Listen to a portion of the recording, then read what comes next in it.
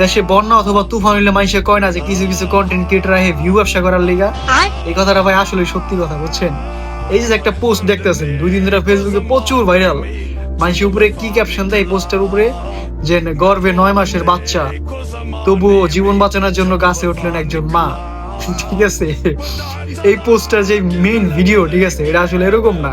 এই মেইন ভিডিওটা আমরা দেখাইতেছি, দেন মেইন ভিডিওটা হইতেছে 2024 সালে টাঙ্গর হাওরে যায় মানে ঘুরতে যায় একটা টিম।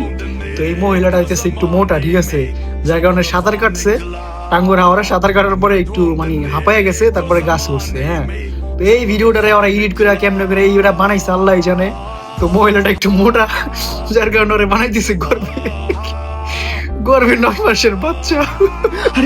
अरे खतरनाक लोग हैं। আরে আল্লাহ, আরে এই পোস্টের নিচে বলাবি নি আবেগ দেয়,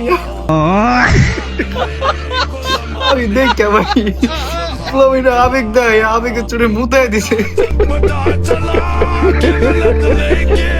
আল্লাহ, ব্যবসা যে কত কিছু নিয়ে করা যায় ভাই। আমি ভিডিওটা দেখাই দিই আপনারা, লাস্টে ভালো করে দেখেন, তাহলে বুঝবেন যে ভিডিওটা আসলে কোন জায়গার। সাইডে মিউজিক বাজতেছে, মনে করেন ডিজে মিউজিক বাজতেছে। হ্যাঁ, এই মহিলারে বানাই দিয়েছে যে গর্ভে 9 মাসের বাচ্চা। কামা তোরা ভিউ কামা, আমরা দেখি।